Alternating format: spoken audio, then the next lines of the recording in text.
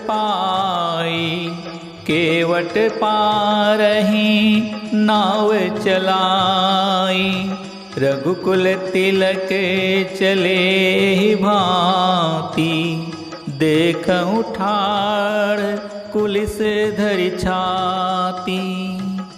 उसी समय श्री रामचंद्र जी का रूप पाकर केवट ने पार जाने के लिए नाव चला दी। इस प्रकार रघुवंश तिलक श्री रामचंद्र जी चल दिए और मैं छाती पर वज्र रखकर खड़ा खड़ा देखता रहा। मैं आपन किमी कहूँ कलेसु, जियत फिरऊँ ले राम संदेशु। अस कही सचिव बचन रह गयऊ, हानि गलानी सोच बस भयऊ। मैं अपने कलेश को कैसे कहूँ, जो श्री राम जी का यह संदेशा लेकर जीता ही लौट आया। ऐसा कहकर मंत्री की वाणी रुक गई।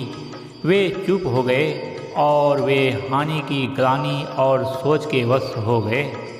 सूत बचन सुन तहि नर नाहु, परे उधरणी उर दारुण दाहु।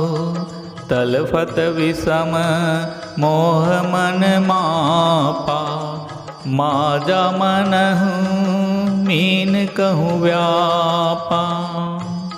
सारथी सुमंत्र के वचन सुनते ही राजा पृथ्वी पर गिर पड़े। उनके हृदय में भयानक जलन होने लगी। वे तड़पने लगे। उनका मन भीषण मोह से व्याकुल हो गया, मानो मछली को पहली वर्षा का जल लग गया हो। करी बिलाप सब रोवहि रानी, महाविपति किमी जाय बखानी। सुनी बिलाप दुखहूँ दुख लागा, धीरजहूँ कर धीरज भागा। सब रानियां विलाप करके रो रही हैं। उस महान विपत्ति का कैसे वर्णन किया जाए। उस समय के विलाप को सुनकर दुख को भी दुख लगा और धीरज का भी धीरज भाग गया। भयउ कोलाहल अवदयति, सुनि नृप राउर सोरु। विपुल बिहग बन परे ओ निसी, मानहु कुलिस कठोर।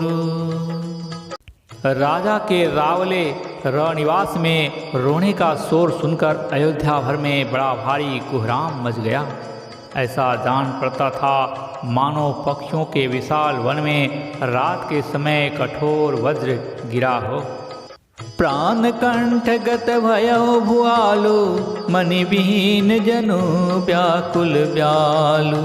इंद्र सकल बिकल भई भारी, जनु सर सर सिज पनु बिनु बारी। राजा के प्राण कंठ में आ गए, मानो मणि के बिना सांप व्याकुल मरणासन हो गया हो। इंद्रियां सब बहुत ही विकल हो गई, मानो बिना जल के तालाब में कमलों का वन मुरझा गया हो। कौशल्या नृपु दिख मलाना, रविकुल रवि अथयो जिय जाना। उर्धरि धीरे राम महतारी, बोली बचन समय अनुसारी। कौशल्या जी ने राजा को बहुत दुखी देखकर अपने हृदय में जान लिया कि अब सूर्य कुल का सूर्य अस्त हो चला। तब श्री रामचंद्र जी की माता कौशल्या हृदय में धीरज धरकर समय के अनुकूल वचन बोली। नाथ समुझी मन करिय विचारु, राम वियोग पयोधि अपारु। कर्णधार तुम अवध जहाजु, चढ़े सकल प्रिय पथिक समाजु। हे नाथ, आप मन में समझकर विचार कीजिए कि श्री रामचंद्र का वियोग अपार समुद्र है, अयोध्या जहाज है और आप उनके कर्णधार खीने वाले हैं। सब परिजन कुटुंबी और प्रजा ही यात्रियों का समाज है जो इस जहाज पर चढ़ा हुआ है। धीरज धरियता पाए पारो, नाही तबूड़ी सबू परिवार।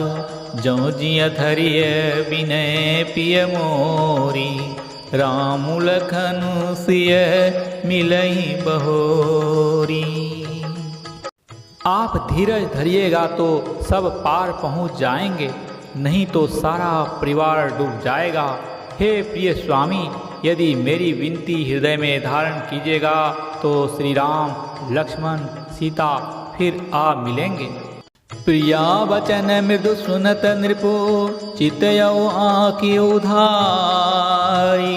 तलफत मीन मलिन जनु, सींचत शीतल बानी।